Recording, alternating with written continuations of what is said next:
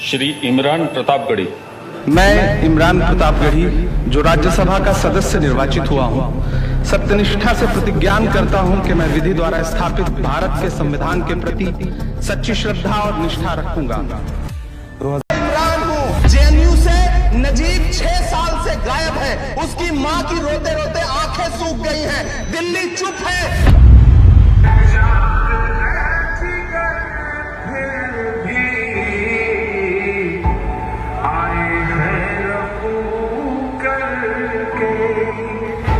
जाएंगे हकीकत से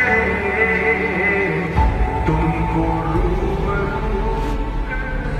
मौत के नाम का खौफ देता है क्यों?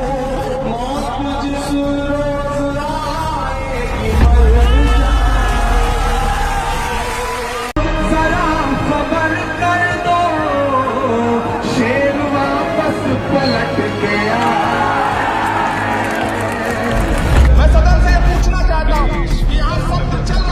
सभापति महोदय, और इसी संसद से महज 800 मीटर की दूरी पर जंतर मंतर पर खड़े होकर के कार्यक्रम आयोजित होता है और एक व्यक्ति वहां खड़ा होकर के सीधे आह्वान करता है कि ईसाइयों और मुसलमानों को काटना कब शुरू करोगे।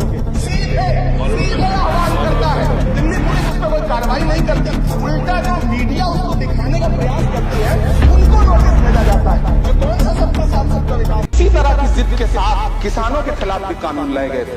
जिस तरह आज वक्फ के फायदे गिनाए जा रहे हैं, उसी तरह से किसानों को भी कृषि कानूनों के फायदे गिनाए गए थे। लेकिन अंजाम क्या हुआ? 700 किसानों की शहादत लेने के बाद सरकार को अन्नदाता किसानों के सामने घुटने टेकने पड़े और कृषि कानून वापस लेने पड़े।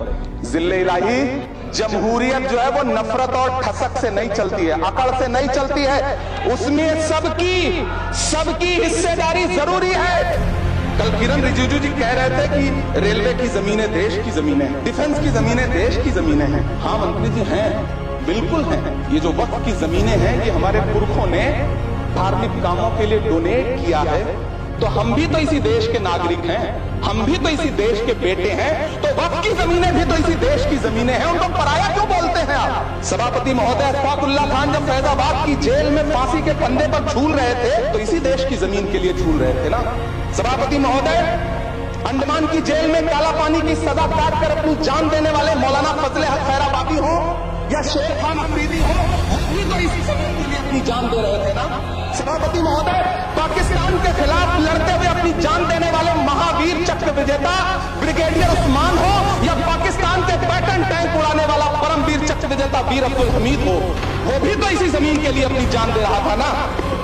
और मंत्री जी, मैं इस सदन में अलग ऐलान ये कहता हूं कि जब भी इस देश की जमीन को लहू की जरूरत होगी, आपसे 2 कदम आगे इमरान खड़ा मिलेगा। ये मैं आपसे यकीन दिलाते हुए कह रहा हूं। पिछले दिनों लाल किले से प्रधानमंत्री जी की लाल किले की प्राचीर से वो भाषण, उनकी वो तकरीर भी सुन रहा था, जब वो कह रहे थे कि महिलाओं को बिना हक दिलाए देश आगे नहीं बढ़ सकता।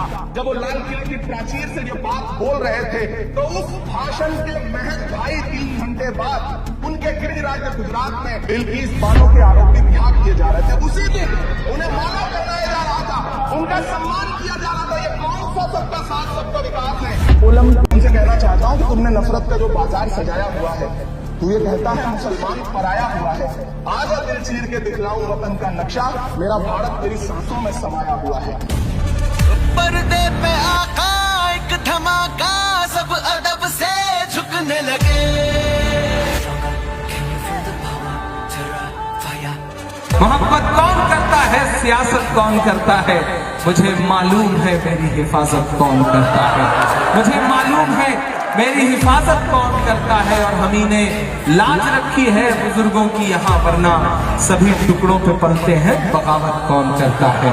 तन्हा मर्दाना शेर जो गुर्राए, उसे देख जमाना कांपे और थर्राए। अफसाना कोई एक ही हो पाए, जब एक चले दिल इनकलाब में ढले। जब देश में नफरतें सर चढ़ करके बोल रही थी, वो लोकतंत्र को बचाने की बात कर रहे हैं। अरे भाजपाइयों, माफी तो आपको मांगनी चाहिए।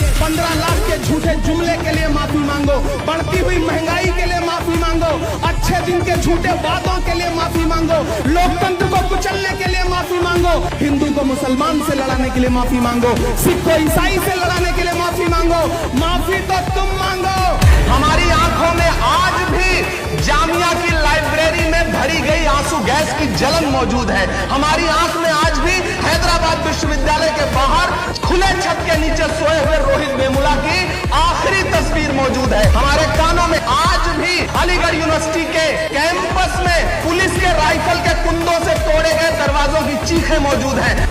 भारत में 80% कैदी अंडर ट्रायल है, विश्व में 6वें नंबर पर, और इसमें भी प्रमुख रूप से दलित, आदिवासी और मुस्लिम कैदी हैं। अब जब सुप्रीम कोर्ट ने कहा है कि बेल नॉट जेल, ऐसे में सरकार अंडर ट्रायल कैदियों की संख्या जेलों से कम करने के लिए कौन सा उपाय कर रही है? 26 नवंबर को संविधान दिवस पर महामहिम राष्ट्रपति जी ने सवाल उठाया था कि देश अगर विकास की तरफ जा रहा है तो ज्यादा जेलें बनाने की जरूरत क्यों है? 1031 कैदी हैं जो सजा पूरी कर चुके हैं लेकिन जुर्माने की रकम न अदा कर पाने की वजह से जेलों के अंदर है। तो मैं माननीय मंत्री जी से पूछना चाहता हूं कि भारत की एक बेटी, गर्भवती महिला बिल्किस का गैंग रेप और उसके परिवार के 7 लोगों की जघन्य हत्या, उनके कैदियों को रिहाई, क्या यह मैटर ऑफ स्टेट है कि गृह मंत्रालय भी इस पर ध्यान देगा या नहीं देगा? हिंदुस्तान वालों, फिर उसके बाद शहर में नाचेगा हू का शोर, फिर उसके बाद शहर में नाचेगा हू का शोर। मैं आखिरी सदा हूं, मुझे मार दीजिए।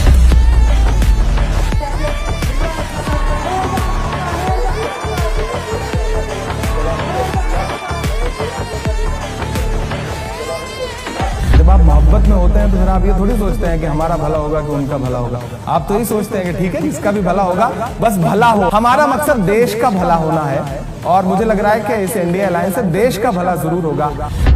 1923 में महज 35 साल में भारतीय राष्ट्रीय कांग्रेस के अध्यक्ष बनने वाले मौलाना अबुल कलाम आजाद साहब कभी कहा करते थे कि दुनिया में ठोकरें उन्हीं को लगती हैं जो चलते हैं, जो पांव तोड़कर बैठ जाते हैं उन्हें कभी ठोकर नहीं लगती है।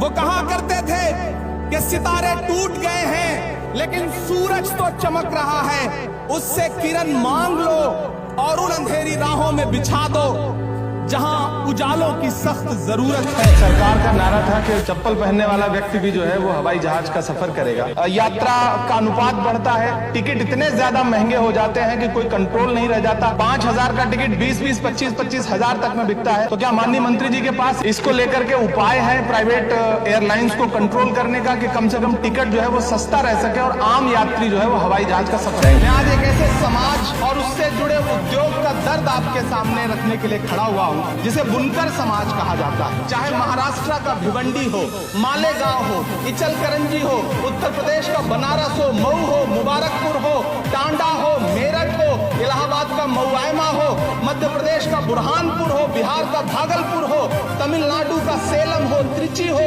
या फिर आंध्र प्रदेश का गुंटूर हो, वो उद्योग आज बदहाली का शिकार है।